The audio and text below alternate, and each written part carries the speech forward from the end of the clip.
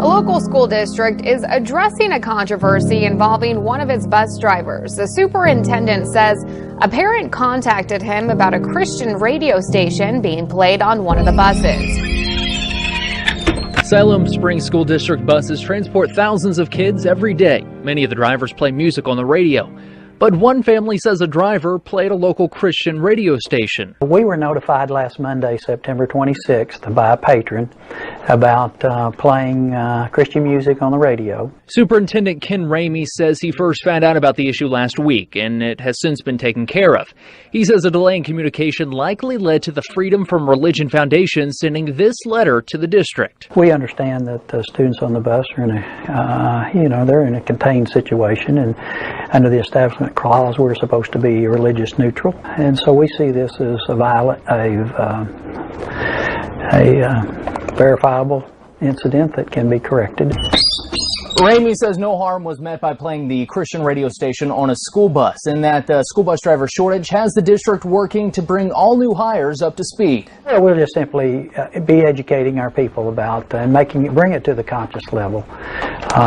Just really good people who have no attempt to promote religion. That's just who they are. In a school district whose motto is to accept all students unconditionally, some argue Gretna Public Schools is falling short. We are a legitimate club just like everybody else. We just aren't getting the same rights as other clubs. Junior Bridget Christensen is one of the leaders of Dragons for Life, a student pro-life club started last school year.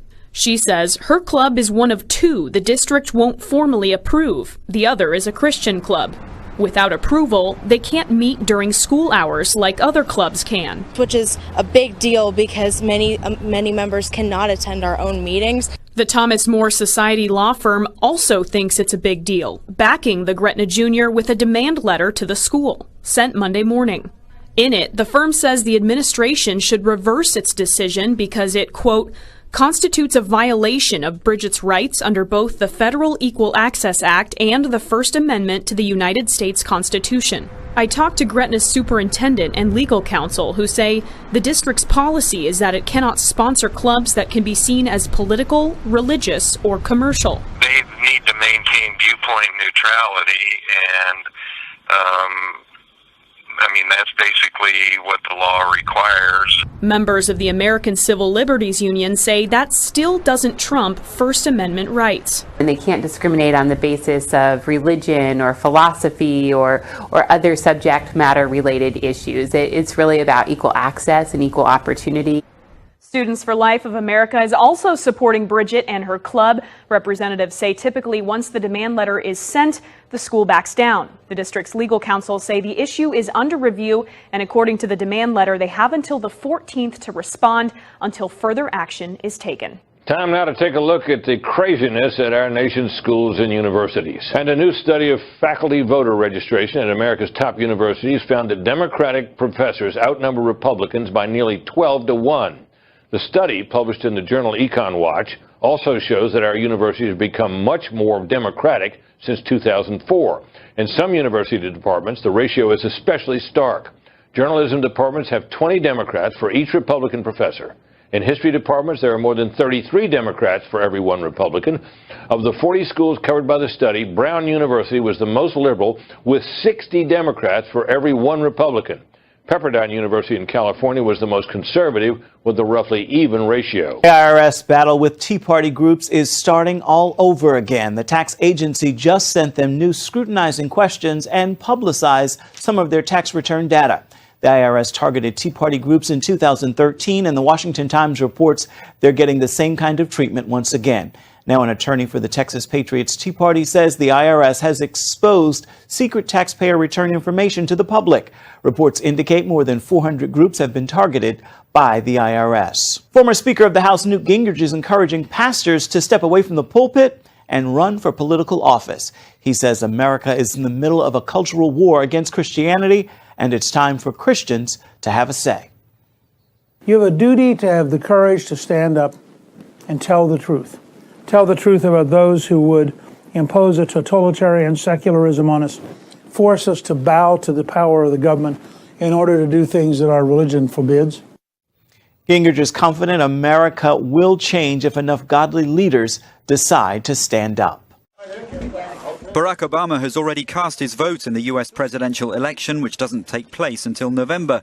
He used a visit to his hometown of Chicago to go to the polls, leading by example after urging people to register and vote. In jokey mood, he wouldn't confirm who he did actually vote for. But the president has previously endorsed his former Secretary of State and Democratic candidate Hillary Clinton, warning against a Donald Trump presidency. Saying the goal was to interfere with the U.S. election process for the first time on Friday, the Obama administration squarely blamed Russian President Vladimir Putin's government for a wave of hacking attacks and email leaks. The Department of Homeland Security and the Office of the Director of National Intelligence said in an extraordinary gloves-off statement, the U.S. intelligence community, USIC, is confident based on the scope and sensitivity of these efforts that only Russia's senior-most officials could have authorized these activities. Hackers have been a major theme in the U.S. presidential election, and mainstream media have turned Russia into a key cyber war adversary. However, just a couple of years ago, Washington's main online threat had a different name, which now seems to have fallen by the wayside. When in doubt, blame the Russian hackers. There's no doubt now that Russia has used cyber attacks against all kinds of organizations in our country. Russian state actors broke into the DNC. Group with ties to the Russian government. The intelligence agencies of Russian President Vladimir Putin. But it wasn't always like that. For years, U.S. officials and mainstream media have been blaming China instead. A massive Chinese hack of U.S. government computers. China unleashing its full spy power. Officials say this could be the biggest cyber attack in American history. This is an espionage operation run by the Chinese People's Liberation Army. As outsiders, it's hard to pinpoint who's responsible for certain cyber attacks.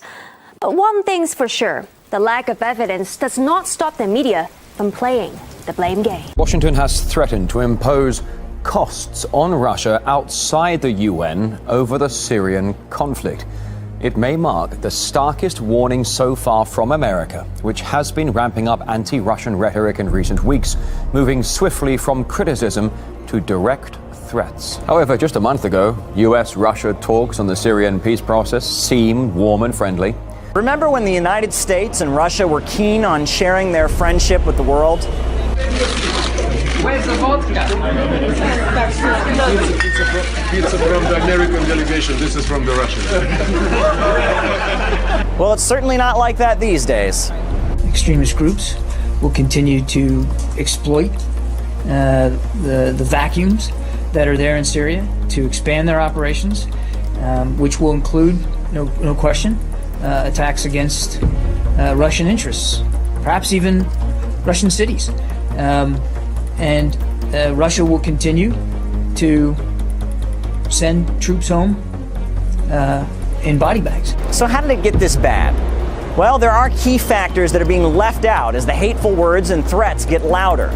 Firstly, the U.S. broke the ceasefire when it killed 60 Syrian army soldiers who were on the front lines battling against ISIL. Yes, the coalition did hit people on Saturday. We did. A terrible accident.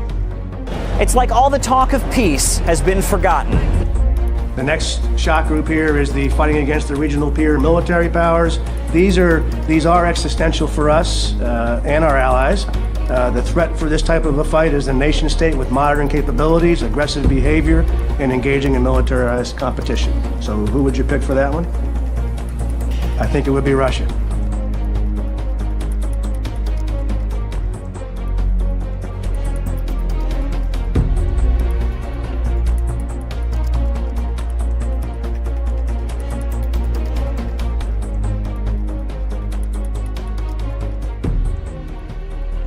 According to a survey by Reuters, Russia has built up forces in Syria since a recent ceasefire collapse. The publicly available data suggests that logistic operations have doubled by air and seas compared to 2 weeks ago. The Russian Navy has sent 10 ships through the Bosphorus en route to Syria since hostilities intensified. During the 2 weeks leading up to the negotiated truce, only 5 made the journey. The recent activity also includes a newly delivered S-300 surface-to-air missile system.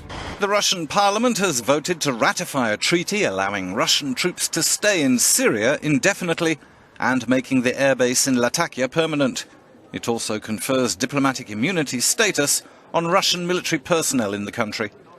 The vote passed unopposed as lawmakers agreed it would confer legitimacy on the Russian presence in Syria. Russia is a peace-loving country, and it always underlines that we're doing everything to support peace. If we speak about the operation in Syria, it's a fight against terrorism. This is a fight against evil, and this is a question that's important and which worries Russian citizens and people from other countries as well. Syria already has Russia's only overseas military base, the naval facility at Tartus, and the addition of a permanent airbase strengthens its regional position. Other Russian officials on Friday said that Moscow might be thinking of reopening its former bases in Cuba and Vietnam. Russian news agencies quoted Russian Deputy Defense Minister Nikolai Pankov as saying on Friday, Russia is considering plans to restore military bases in Vietnam and Cuba that had served as pivots of Soviet global military power during the Cold War. The agencies quoted Pankov as saying in Russia's parliament, "We are dealing with this issue." As part of a drawing down of Russia's military presence around the world after the demise of the Soviet Union, Russia lowered its flag at the Lourdes Signals Intelligence Base in Cuba and the Deepwater Cam Ranh Naval Base in Vietnam in the early 2000s. But since then, Moscow's foreign policy has become more assertive. This has led to tensions with the United States and its allies over, among other issues, the conflicts in Ukraine and Syria and the presence of NATO troops in Eastern Europe. Finnish border guard services are investigating 2 suspected airspace incursions by Russian fighter bombers. Sukhoi fighters reportedly crossed the Finnish border south of Porvoo. The Finnish defense minister said 2 such incursions in one day was exceptional, especially from fighter jets. The suspected breaches of airspace, it's impossible for me to estimate on the motives. In the media, a temporal link-up's been made with the visit of the United States Deputy Secretary of Defense, Robert Work. All I can say is that there is a temporal linkage, but I have no knowledge of the motives, and this is naturally a matter which the Foreign Ministry will piece together from the Russian side. The Russian Air Force has been probing NATO air defences for months since relations deteriorated over Ukraine and Crimea. And in September, another long-range Tupolev 160 bomber flew down to near Bilbao in Spain, testing the Atlantic's western approaches before flying home. T-160s have also tested Britain's east coast and flown around the top of Scotland in recent months.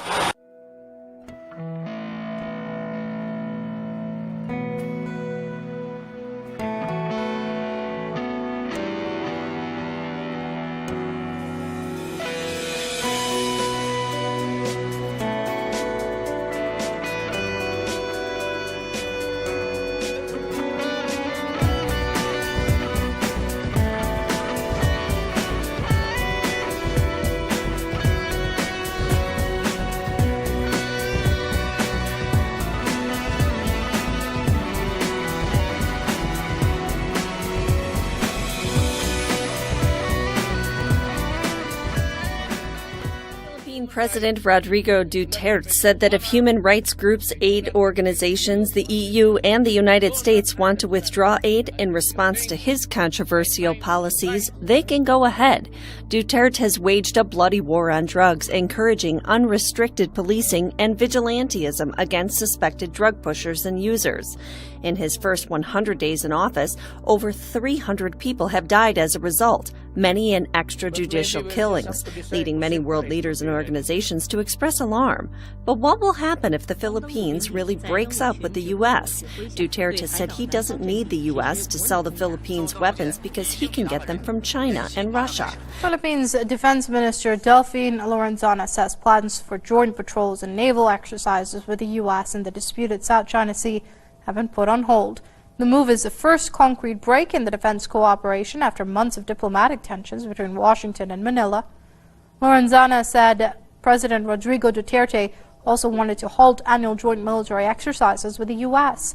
The Filipino defense chief added that his country would ask Washington to pull out over 100 American troops involved in operating surveillance drones in the country's south.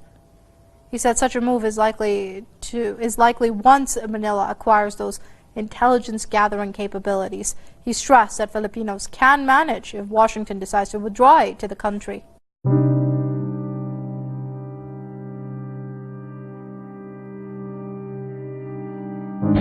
wind's getting crazy here.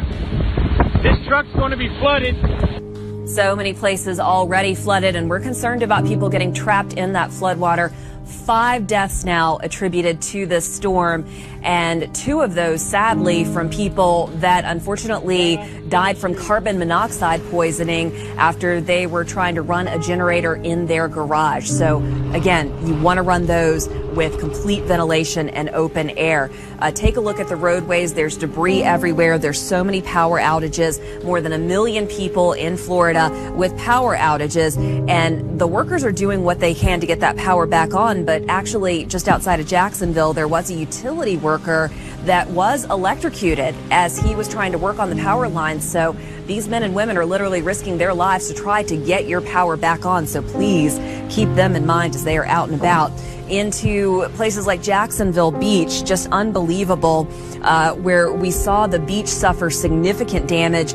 The tide gauge there, according to the National Weather Service, 4.73 feet, the highest it's been since 1898. We talked about St. Augustine getting hit very hard. There were actually 20 people that got stranded at a bed and breakfast because they refused to leave, so that included 6 children. So when you're told to evacuate, this is why. In Volusia County, there were 2 hospitals that were actually evacuated because they were fearful of what might be coming, and clearly they were in the right mind to do so. Places like Port St. Lucie, you're being told don't take your plywood off quite yet. We've still got a ways to go with Hurricane Matthew.